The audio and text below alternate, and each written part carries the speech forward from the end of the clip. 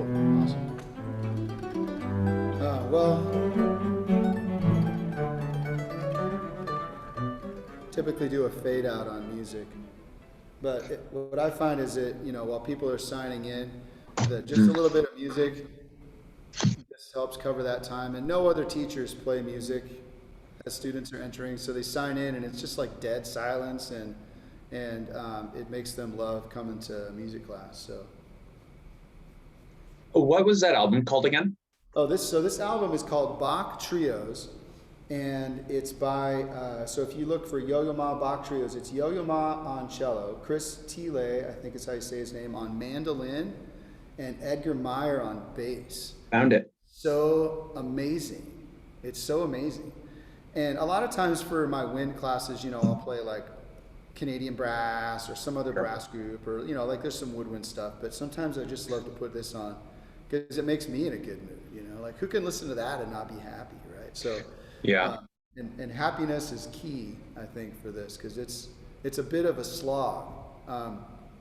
So anyway, so Jordan, we'll go ahead and officially get started. Awesome. Yeah. So welcome. I can maybe introduce you. So thank you to Dan Ruiter for putting this presentation together. I know it's going to be somewhat informal, but we were talking a couple weeks ago. Sorry, there's some vacuums in the background. I apologize. We're talking a couple weeks ago. I'll keep it short. And we thought, hey, it'd be really cool to talk about what you're doing because you've been doing this for about 6 months. So this is Dan Ruiter giving us some tips and tricks, and I'm sure there'll be some time for Q&A at the end. Yes, absolutely. Time for Q&A at the end. So first, yeah, it's been a little bit of a journey, obviously, for all of us, but it was second semester when Kennedy officially kicked into hybrid teaching, where I had what started to be about a quarter of my class in the classroom, and now is about a half of my class in the classroom, and then starting April 19 will be even more. And before that, there were just a few students. And then first semester it was either all online or in sections outdoors in the rain, in person for some of the students. So it's been a little bit crazy, but they're all in. They want to do band so badly. This has been my experience. So I am not going to claim to be an expert at this by any stretch of the means, but. Jordan just asked me if I'd be willing to share what has been working for me. And so I thought what I would do is start with just a tour. You'll see me signed in on a few different devices. And the first thing I'll do is I'm going to turn on the video on this device, which is how my students at home see the classroom and how the students in the classroom see the students at home, which is something that they have been really happy about. So let me turn this around, and this is okay. Yeah. So I'm going to flop this. Okay, so this is just my phone that I'm holding that I'm going to give you a tour with. So here's my basic setup. That there is the camera I'm using, and it's a camera that has a built-in light, which is cool. Back down there is the microphone that I'm talking on. And it's that Zoom camera. You guys have seen it before. It's the Zoom 4K, wherever the Cube, whatever, 2N. I'm not using the camera feature on it because it's a little too wide for this. Dan, I think your one video is pinned right now versus your phone video, which isn't pinned. Oh. I don't know. I don't know if anyone else is getting that, but that's what I see right now. Let's pin the phone video. Where's my phone video? I'm trying to help you out, Dan. Maybe let me remove the pin real quick. There, is that able to get it now? I think this is Got it. Is that the phone? And I'll try to move really slowly. So there's my basic setup. Okay, and then that's the camera right there. And then if I move this way, then I have that microphone down there. And this microphone does a couple of things. First, it picks up my voice, but it also allows the students at home to hear the ensemble in the room. which to me was important because that upgrades the at-home experience. And my students say that that's been valuable for them. Then I'll back out. Then I have a multi-screen setup, you know. So over there, that's where I put my lesson plans, and I have the chat up right now, so I can see, you know, I can check the chat. There's a bunch of you chatted, so it's hard to keep up with still. But and then over here, if I turn this on its side, hopefully there we go. That's just a harmony director. The keyboard is a Yamaha harmony director. And then down here is the audio interface. The audio interface is a Focusrite Scarlett 18i20, I think. Here, let me see if I can get it straighter. Yeah, it's an 18i20. It doesn't have to be this. You just need an audio interface to pull this off. And then over here, this is the big board that I just added. We have one of these in every classroom. Let me just try and straighten it out. And that allows, like I said, the kids at home to see the kids in the room, and it's signed in separately with no audio. And the kids in the room, though, can see the kids at home, which they feel like they're connected. And then one more thing, I'll pan over this way. Sorry if you get motion sick, I'm trying to go slow. The other side of it is my iPad right there that I play any musical examples, I play from there. And I have a bunch of my scores on there as well. And then for the old school situation, I have a music stand.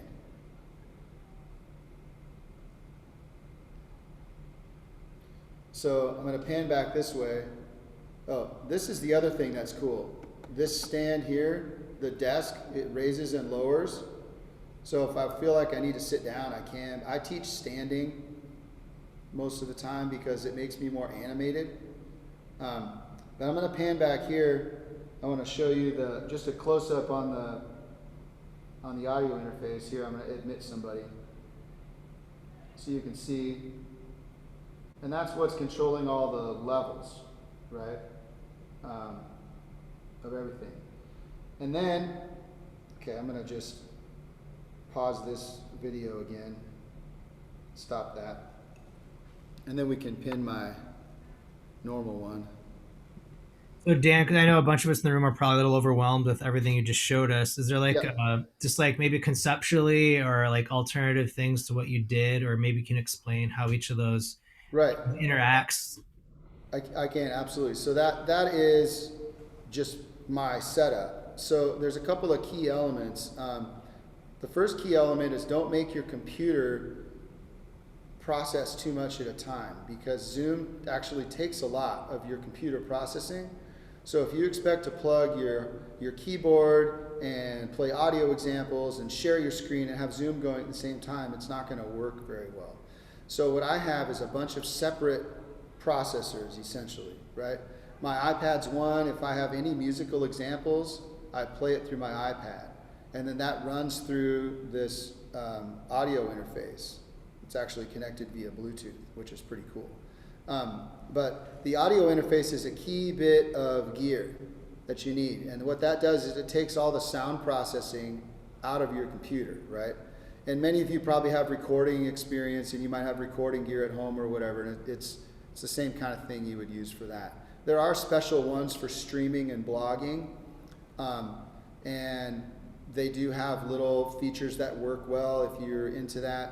Mine's just the same one that I would have in a recording studio. And what it does is it takes all the sound sources and it processes them into digital form, and then that's what gets streamed out. And it does something else too. It actually gives me an analog signal that I put out to speakers in the classroom. So if I'm playing a metronome, you know, I can start my metronome and everyone can hear my metronome. I can start a drone. I can start a drone and everyone can hear the drone. People in the room, people at home, we're all doing the same thing, right? And the Harmony Director, if you don't own one, you should, because they're amazing.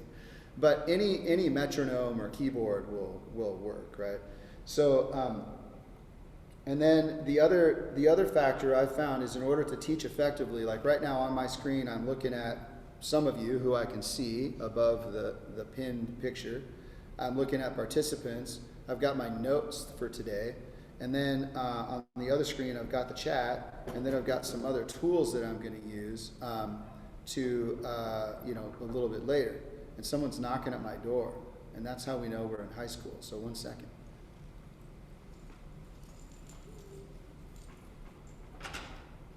Oh, hello. Saying hi. Do you want to say hi to a bunch of music teachers? I introduce you as my rock star teacher, or my rock star student. On Zoom? This is one of my students. This is Celia. Hi. She's a rock star. I tried. Yeah. Okay, bye guys. You doing volleyball? Is that what you do? Yeah. Cool. Well, have fun. I'll see you later. You will. Okay. But those are the best moments actually of being back at school and being with students is they get to stop by, and it's just so cool. Anyway, so then, I could just use the camera on my laptop, which is this right here. If I switch, that's what that looks like. And I could. Sometimes when I'm conducting, I do this because it's wider. See, you don't need an extra camera if you have a good laptop camera. Some of the laptop cameras are really bad, though. This is a MacBook, and it's really good. The Apple product's really good. So, so that is kind of the setup. Hey Dan, I have a question, if you don't Absolutely. mind.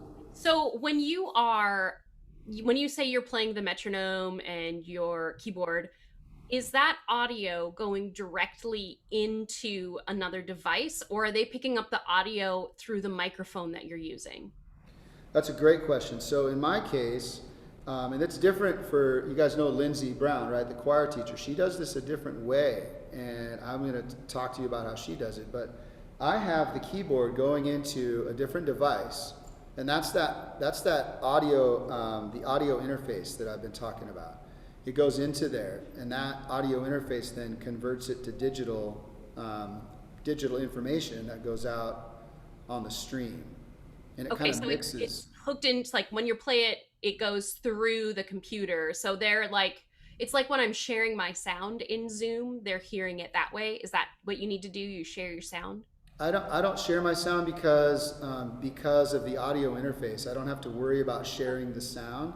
And I've chosen to do it this way to alleviate processing that the computer has to do, because Sure. it takes pressure off the computer. So what audio interface are you using? So it's the by the company called Focusrite, Okay. and this is the model is a Scarlett Okay. 18i20. But honestly, at home I have one that's way cheaper that does the same thing. But then I also then have a mixing board to mix multiple sound sources. But So Dan, I'm trying to get really practical because a lot of us have like maybe older mixing boards or something that we can maybe tie in the audio interface. Could you talk about like those situations where a lot of us have that in our band room? Is there like an easier way to do this with like a cheaper audio interface that we can go right into like an old school mixing board that does not have a USB? yeah, if you buy the Focusrite Scarlett 2i2, which is like $199 or something like that, then you can take a regular analog old school mixer board. This is what I have at home, right? Where my budget isn't as good. At home I have an old school Mackie mixer board, and I run all my whatever I want into that, and then I go through this Scarlett. It's the 2i2. And that then that sends the signal to the computer and then out over the stream. So if you have a mixer board and you have a keyboard and you have the stuff you need to teach, but you just need to get it onto the stream, buy the Scarlett 2i2. And then you'll go out of your main outputs, your stereo outputs on your mixer board, and then it's just a USB cable from the 2i2 to your computer. And you might have to buy, it depends on your computer, you might have to buy a USB cable. It has to be because the 2i2 has the USB-C on one end, and then it might come with a USB-C on the other end, and so you might have to buy a cable that's USB-C to regular USB on the other end, right, in order to plug it in, depending on your computer. But then you can basically take, you know, whatever microphone you want to use, or whatever metronome, whatever audio source that you're going to use for musical examples, which I recommend to be different than the computer you're teaching from, just because, again, the processing. I've just crashed classes, and you know, maybe that's partly the way I teach, because I use so many different things, and I might make it more complicated than it needs to be. But I've just found my workflow and my teaching pace can be faster if I use these different devices, because it's already slowed down enough in this environment. So, and then the other key element is speakers in the room for the students in the room. You just have to pump the sound to that so they can all hear when students on Zoom are talking, and B, so they can hear the metronome and the drones loud enough, or you know, whatever else you want to hear them to hear. So, any other questions about just the gear I'm using? I think some people are saying it, they really appreciate it. They have like a pared down list in the chat, or maybe at the end, or I can send it out tomorrow or later tonight or Yeah, something. I'll give you a list, and we'll send it out tomorrow. Now, let me talk about what Lindsay does. So Lindsay, for choir, she signs in on that big board that was behind me, and then she hooks up a Yeti USB microphone to it, and then that's her only microphone. Then she plays the keyboard, a different keyboard, which, here, I'll show you. I'll switch cameras so I can turn it. Oops, accidentally turned myself off. So she plays, where is it? That keyboard over there. And then she's signed in on that board. And then what that does, the microphone picks up the sound of that keyboard pretty effectively for her situation. And I think for choir, that seems to be working. What I've found is, it seems to be working. What I found is that if you get, like I had 15 students in here today just now, and it kind of overwhelms that microphone a little bit. And so I have found that the level of the microphone in the room can be tricky if the ensemble's playing as opposed to if you're just talking. And so there's just some constant fiddling that goes on with that. And I suppose if I had like broadcast quality gear, I probably wouldn't have that problem, but I don't have that. So Lindsay is able to effectively teach choir doing that. But she doesn't really use a metronome or drones. She just sits at the piano and does her warm-ups, and they work on music, and she has some accompaniment tracks that our accompanist will prepare, and she'll play those, and then they'll sing with those if it's too much of a piano part for her. She hasn't had the accompanist start coming in yet again, but she's only got 4 or 5 students in the room at a time right now, it seems like. But that seems to be working. And the model of Yeti, it's a pretty big one. It's a gray one. I don't remember the model of it. I should have written it down, and then I could tell you. But it's just a USB microphone, and Yeti's the brand name. There's lots of USB microphones out there, but. So another question about that. So that USB mic that she's using, is that picking up the audio that was in those speakers coming out of those speakers in the room? Because I'm in a situation right now where I'm going to be probably projecting my voice through the speakers, but it won't go directly into the computer, if that makes sense. So I'll be using the room's audio, Right. And I'm hoping that the mic that I'm going to use is going to pick me up from that audio up in the room. Yeah, she's using different speakers than I am in the room, because we're trying to use separate stuff, you know. Makes sense. And normally we would just share, but right now it's just the way it is. But any audio that she makes in the room, and she does wear like a headset microphone that has a built-in speaker on her belt that seems to be working well for her, and the Yeti picks up all that, and and her thanks, Sarah. Baby just woke up. So that seems to be working well for her. Now, I haven't spoken to her Zoom students to find out what the experience is for them. But she seems to be successful at what she's doing. Okay. With that sort of simpler setup. And with mine, teaching band and orchestra, orchestra would probably work well that way. Band, I think I would have to fiddle with the mic level too much, because especially percussion class, you know. I have to use a different microphone for percussion already, even though we're mostly on practice pads, just because it's like, well, very percussive. So cool. Before I move on to just different resources that I use, are there any more questions just about setup or gear? Because this is just one way to do it, and Lindsay's got a second way to do it. They're both working. There's like 17 ways to do this, right? So yeah, so for like me, as using me as an example, if I would be in the band room and I'd want to hear my kids at home that are talking remotely over Zoom in the room over the sound system for the kids that are in person to hear everything, and vice versa, the audio interface is the way to go, right? Through the mixing board, and then you go in your computer with USB. I think so. And then the other thing that I've found is so I just use you know how on Zoom you can set you select a microphone and you select a speaker, right? And the audio interface will show up as an option for speaker, but I honestly just go out of my headphones jack, and that is what's plugged into those speakers. And I've just found that to be the simplest solution, because otherwise I have to go into the audio interface software and I have to like manipulate more stuff as class goes on. Whereas if it's just my external speakers or the headphones, I've got the volume control right on my computer for up and down, because as you know, students have different devices at home, and one student will be super loud and another student will not be super quiet, right? And so that level of it has to kind of go up and down a little bit. So I found it easier to just use my headphones jack, and then it's just plugged in there.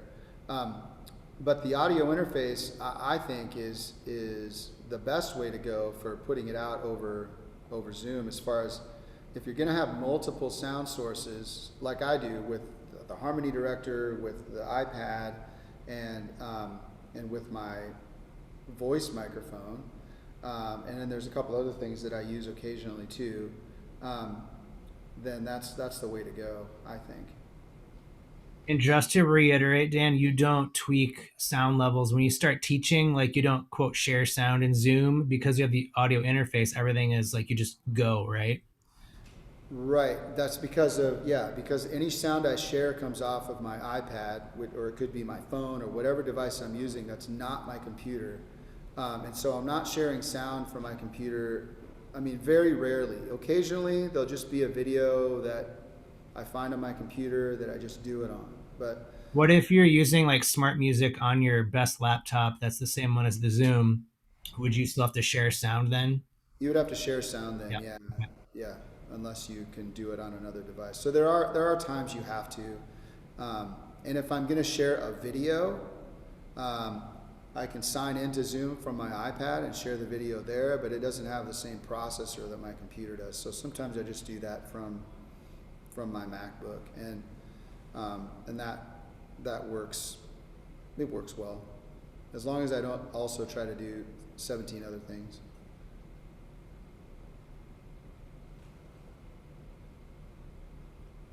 Cool, Brian. Thank you. Well, let me tell you about some of the resources I use. So the school platform that we have is Canvas. So we use Canvas, and that's where like all my lesson plans and my music library gets posted. I've been going digital with that, and because that's the way I can distribute music, you know. Then we use Office 365, and then I just have created shared folders in OneDrive that they can upload recorded assignments to, because Canvas has like a limited a limited amount of space. For spit valve emptying, I give them spit rags. Let's see. I don't have one handy. They're just, honestly, I went on Amazon and I bought a bunch of bar towels. You know, if you go to the bar and what the bartenders are using, I just bought a bunch of those. They're super cheap.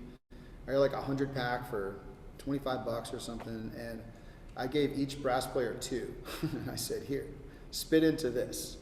And then the school doesn't worry about, any of that waste or any of that, and they take it with them. I said, I don't want this back, but you need to wash it regularly, So that's my resource for that.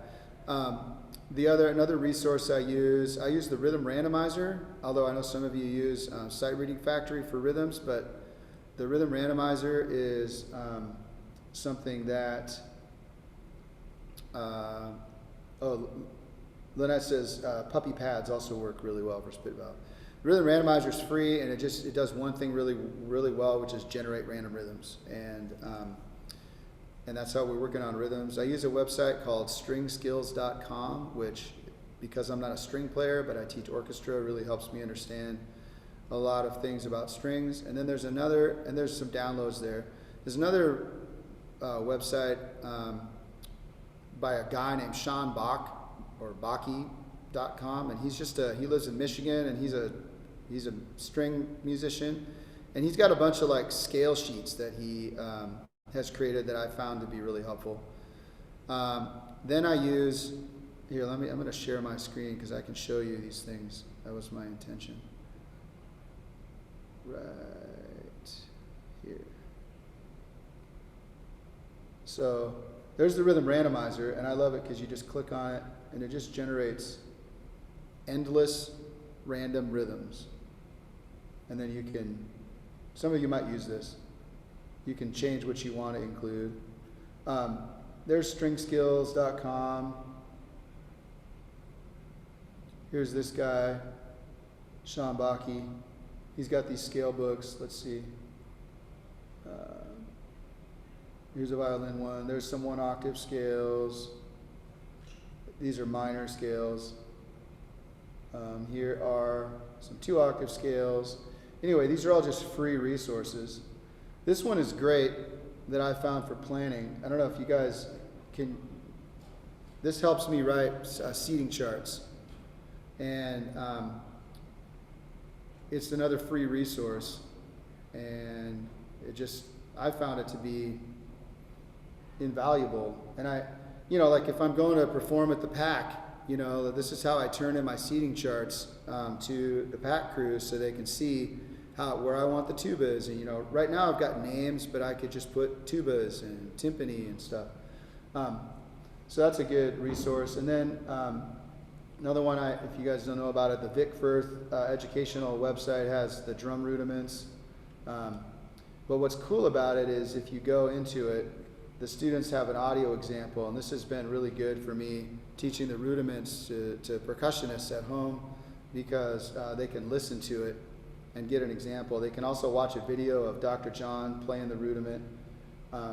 So that's another resource I use that I found valuable.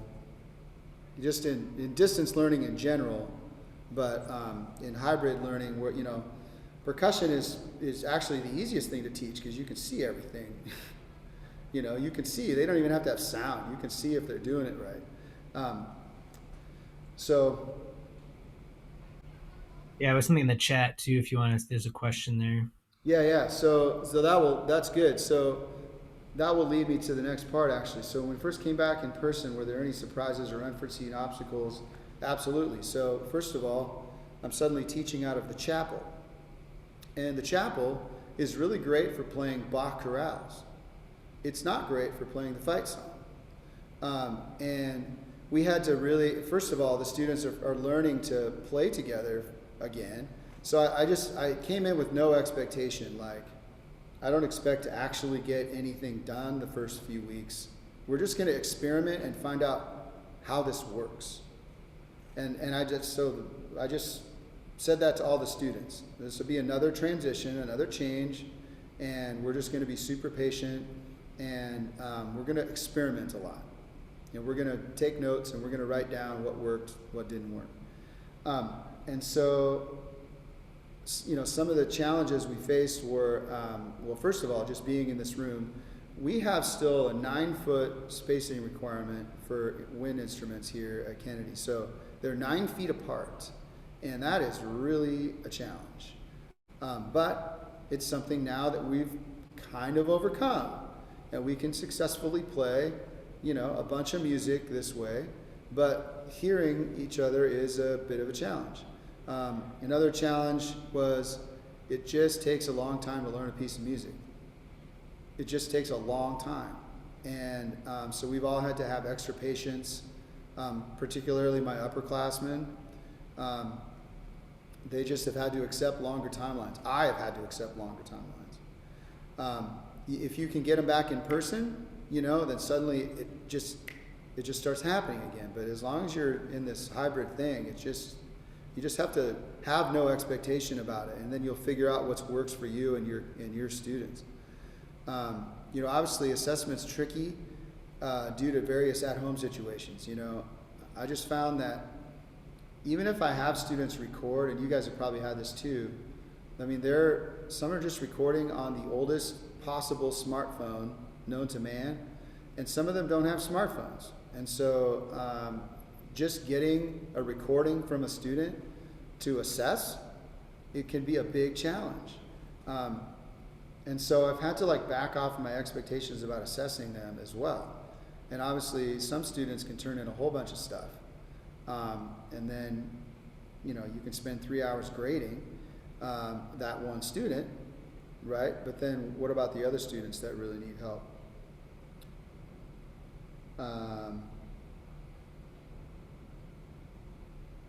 Changes in routines for getting instruments out, put away. Oh, so the students, well, up in the room here, I moved my large percussion stuff, the tubas, the sousaphones, because they have the tubas at home to practice. The sousaphones are here, that's what they're playing on. And, getting the sousaphones in and out of the case is about the same, They just don't have to store them in the band room. Otherwise, the students, we're not using the music room for music at all. Really. So they come in and they leave their instruments in the hallway here, and they come and get them. It kind of feels normal. They just have to sanitize everything on their way in. And thanks, Sarah Lynn. And then, we don't worry about sanitizing on the way out because the next crew is going to sanitize on the way in. So it kind of feels the same, just that we're not in the music room. And there was the time limit of 30 minutes has just been lifted. We were only allowed to play for 30 minutes at a time, and now that's been lifted, so I don't have to worry about that as much. But I was using the beginning of part of class to teach theory and stuff, and then we'd have the moment where everyone gets their instruments out. And most of my students at home will have their cameras on, so they'll get their instrument in front of their camera and do that. Do you know if that 30-minute thing, Dan, is that a state thing that was lifted, or is that just a Kennedy thing? That was a state requirement for a while, and then it was lifted. And then when I went back and looked at the new Phase 2 requirements, the Phase 2 requirements now have a 45-minute limit, but we're in Phase 3, so there's no limit. Interesting, yeah, because at Highline they said we can only have 30 minutes, so they're way behind, I guess. They're just behind the current. You need to look at the most current DOH and L&I document, and there's no time limit. It doesn't say that there's no time limit. There's just not one listed, right? Stefan let us know yesterday that it's changed to a 45-minute limit. Well, and that's under Phase 2, and we're in Phase 3 now. So, but that's what Highline is going to go with when we return, 45 minutes. Highline's going to go with, okay, yeah. And that's the other thing is every administration is going to be different, right? And the 30-minute, I got to say, the 30-minute time limit was a trick. I would have a student start a timer. So because it goes by like that. You're just like, wait, but we just, and then you're done. That's it. So then you have after your 30-minute timer's up, I just had every class start at 30 minutes left in class. So then I was tracking the end of class and I was tracking the end of it. But so if you have a time limit, it's 45 minutes, then, you know, you just have to plan for that. It's not the same as I don't know what block you guys have. We have a 70-minute block. You know, a 70-minute block is way nicer to me than 45 minutes or 30 minutes. But, well, so moving along with challenges, my students, I asked them about some of the challenges, and they said that being 9 feet apart and in this different space has been hard to hear. Also, it's whatever weird instrumentation you have in the room. I just finished teaching a class with 3 flutes, 1 clarinet, 3 French horns, 1 Barry saxophone, and 2 tubas. And that's it. That's what I had. And then everyone else is online, right? And a partridge in a pear tree. That's right. So that could be a challenge. So I just basically am singing all the trumpet parts, you know, or I could play it on the keyboard, but I'm not a good keyboard player. The other challenge I said, was just getting the microphone level between the ensemble and my speaking, so that it's balanced. And that's something that's just always in tweaking. Some successes we've had are the students have a very special appreciation for band right now. They do, because something that they love very much was taken from them, and now they have it back, and they're just like, there's a very special moment that's going on right now that, who knows, we might not ever have again. I don't know. I have been able to make progress with intonation and rhythm reading, because Zoom will mess with the metronome, but it doesn't mess with drones. So you can work on intonation, I've found. And the students that come back seem to be playing better in tune. Bach chorales work really well. A lot of the rhythms are unison, right, between the parts, and so making progress on like a chorale seems to be a good way to get things going. I do a lot of breathing exercises and a lot of mindfulness exercises, actually. And I've had students comment on how effective the mindfulness exercises are at just helping them obviously be mindful, but just be grounded, and it helps their resilience, because the students are a little more mentally taxed than normal, I would say. And it's a way that the Zoom kids connect with the in-the-room kids also, because we're all doing it together, and they do feel like it helps focus them. In-person anything, so if you can do an in-person trumpet sectional, do it. If you can, whatever, if you can get 12 students together, do it. They love in-person anything, whatever that can be. We're doing a scavenger hunt on April 21 in downtown Burien, and they're going to find silly things in store windows and win chocolate. The students love being able to, the students in the classroom love being able to see the students at home. So if you have a way to do that, even if it's a small screen that you can face out, and then you just, you mirror your screen on your laptop or whatever, they like that visual connection a lot. And then the digital access to music is something that, when I ask students for feedback, like 99% of them was like, yes, the digital access to the music, because that's the only way I can get the music out to everybody. The most complicated thing about hybrid teaching is remembering which group of kids you handed out what part to. And it has caused so many problems of just like, oh, I didn't hand this out to this group yet. Guy, where did I put that paper? And so I've defaulted to just using our devices, and they just read stuff off their devices, because I can't remember, because I have one group of kids on Monday, Tuesday, I have another group of kids in the second half of the week, and remembering who I handed, I want you back out to is crazy for some reason, So those are some of the challenges and successes that I've had, and again, this is one way of doing it, and today was a very hard tech day, so I still have those, and things weren't working well, and it was mostly with Canvas, our platform. It was like not saving stuff that I was saving, and so those days happen, and the kids are patient. I continually ask for their forgiveness and I thank them for their grace and their patience, because the tech is amazing when it works. And when it doesn't work, as we all know, it's not amazing anymore. So, yeah, and today was one of those days. And I think it was just the Zoomiverse playing an April Fool's joke on me. That's what I'm convinced. So that's all I had to really like share with you all. And I know I've answered some questions along the way, but are there any more questions? There's one in the chat, Dan, from Joel, and then I have one as far as like, are you hardwired to the internet or using Wi-Fi? I'm currently using Wi-Fi, but Kennedy has spent magnanimous amounts of money upgrading the Wi-Fi, and so it's really good here, right here in the chapel. In the music room, it wouldn't probably be as good, but at home, I hardwire because my Wi-Fi is not as good, but I have fiber optic to my house, and so that the hardwire is really good. And so when I was teaching from home first semester, then I was using that, and I was hardwired. So Joel asks, have we had any issues with balancing giving attention to remote learners versus in-person? Yes. This is a constant thing that I'm focused on, is making sure that I'm balancing that stuff. And it's really, really easy to get into rehearsal mode with the kids that are in the room, because that feels normal, right?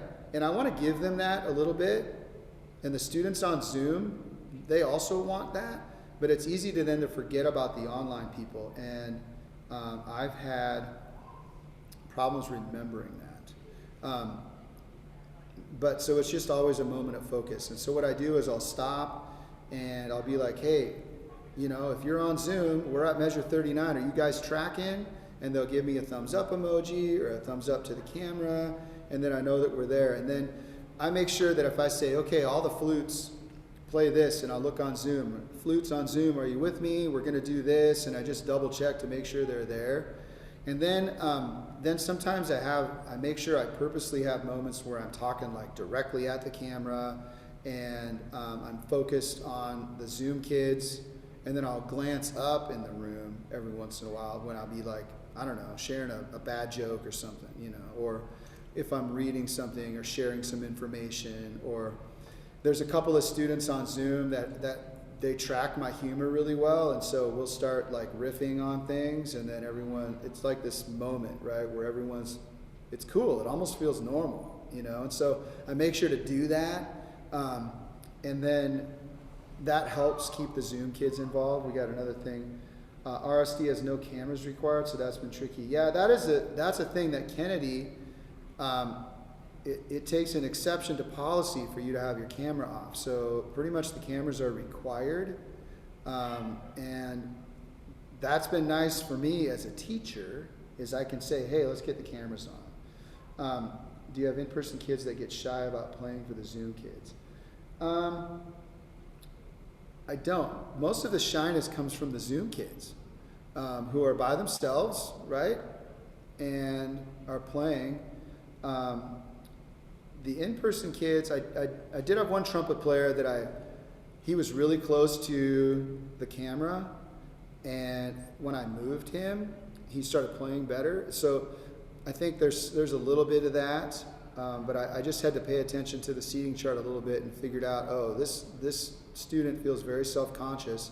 It's really hard to be quiet on a trumpet, and when you try, you know, like when you try, that it just doesn't sound good. And so then he was even more self-conscious. So I moved him to the back of the room, and now I have other behavioral problems with him, but at least his sound is better. So I might move him slightly closer after spring break here. But yeah, so those are things to think about, right?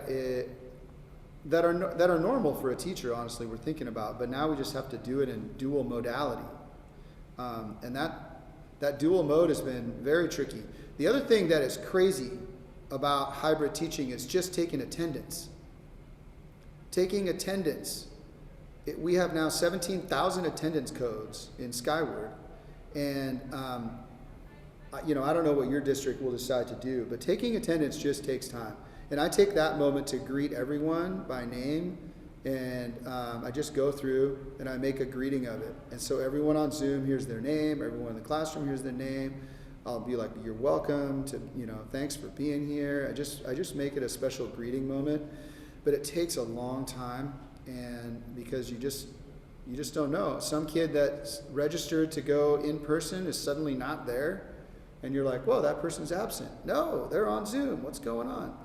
And it's because they traveled and they're quarantining or something, and just whatever. Give extra time for attendance because, yeah, long time. Takes a long time.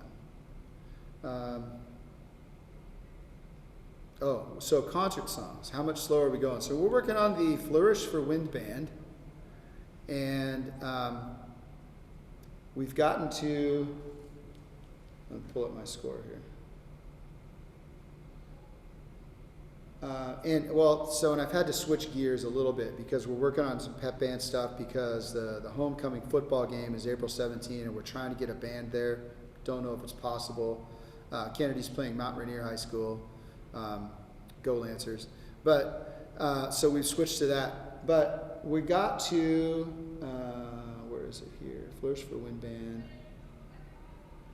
Well, through that first section up till letter B, the key change. So that's kind of what we were able to do, but it's really hard when one day you don't have any French horns in the classroom, and then the next day you have all the French horns in the classroom, but you don't have any trumpets, right? So we've gotten that much read and a little bit of rehearsal, but none of it is mastered. And that was three rehearsals. And I'm not, and none of it is balanced, right? Because you can't balance it. There's no way to balance it. Like you balance with who you have in the room, but you might not have the melody in the room. But we are working on it. We are attempting it, and I'm having some success, right? We working on a Bach chorale. Let's see. I have the Norfleet collection of Bach chorales that I'm using right now. We're just number one. I have one group of students that can play it beautifully, and I have another group of students that's not so beautiful, right? So there's like 6 different groups of students playing this thing, and I would say, I don't know, it's going to at least take 3 times the amount of time is my guesstimate to really learn something. Like I said, I've had success. The chorales that have like a lot of unison rhythms across the ensemble seem to be much easier than say, a pep band tune that has like, one section doing like 4 different rhythms going on at once, that are just different, and it's harder to play rhythm-based music in this room specifically, we've noticed. So it might be different if we were in the music room. But in this room, it's harder to play that stuff. And then if you don't have any drums, because all my drums are in one class, that makes it harder also. Another question. So I have not tried, Jordan's asking about, have I tried running smart music for all? I have not tried that because I'm not using smart music. But that might be a good thing to try. What I will do is if we're playing scales or whatever, or anything, I play a drone. I always start a metronome no matter what we're on, so the kids at home have something to latch onto that's rhythmic. But Zoom messes with time, So sometimes it'll lag for a second, and then it'll come back, and it'll just replay all the information and fast forward until it catches up, right? And so I think no matter what you do, you're going to have some of that going on. It doesn't mess with pitch, which is cool, but it does mess with time. And so, yeah.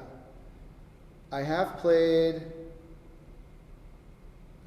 demo, once we get to performance tempo on something, I have played the demo tracks, and we've played along with that, and that's been useful. When we did a virtual Christmas concert where everything was pre-recorded, and we mixed it all together, and I would play whatever I had that was mixed. I would play that with the class, and that seemed to be good.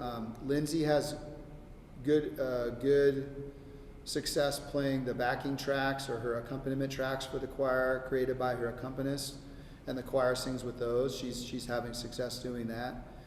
And I think the kids on Zoom know when Zoom is messing with the time, and they just sort of make up for it. But this is all stuff that you would experience in just straight distance learning too, where you're just trying to do that, But any other questions? I'm going to scroll up in the chat to make sure I didn't miss something.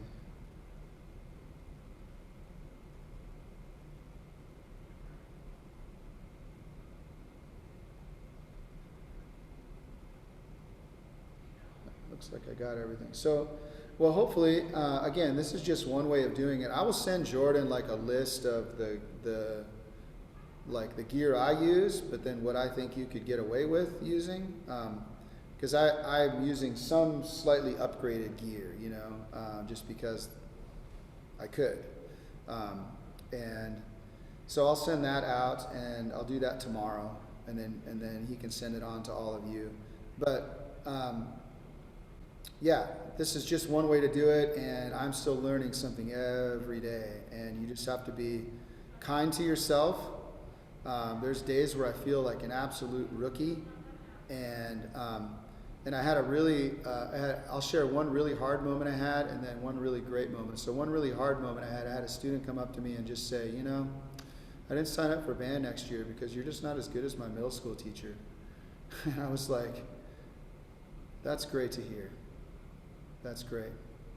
Why, I'm sure your middle school teacher is absolutely amazing, but that was hard. That was a really hard moment. And especially when I've been busting, my butt to like do as good a job as I can in this crazy challenging situation, yeah, thanks for sharing. Right. And then, but then I had, I've had so many really great moments of just students just seeing their faces just by being like this moment when my student Celia stopped in, it's just, she's a rock star. And so when you get to see a student and you get to work with somebody in person, that's what we signed up for, right? And we had a really great intonation moment, honestly, that I'll say. And this is how I know what I was trying to do was working. So we just played a chord, and I was just trying to get the chord to ring, right? And just sound great. And these are my freshmen. And we did it. Like, this based on what I've been teaching them on Zoom. This was like the second week back or something, right? And we had this really great sort of academic music nerdy moment where the chord sounded amazing, and the kids at home could hear it across the microphone, how amazing it sounded. And so these moments are possible. You can have these very cool musical moments happen. And you just have to cherish them when they happen. And then so many students are just commenting on how amazing it is just to be back at school and to be playing music with other students. So, yeah. Anyway, but those challenging kids are still out there. Trust me. Yeah, thanks for sharing all this, by the way. Yeah. Appreciate it. Well, and hopefully you picked up something. And Thank you. Reach out. You can email me whenever, at any time, and I'm happy to answer any questions. And I will email you because I have lots of questions all the time. So, yeah, cool. I think we're done, Jordan. Jordan went away. Yeah. Oh, thank you. That was Thank you helpful. so much. Yeah. Seriously. Yeah, thank you. Thank you so much for joining, and you guys have a great weekend. Well, until we see each other again. Yes, indeed. Thanks, Jordan. Thank you, Dan. See ya. Appreciate it.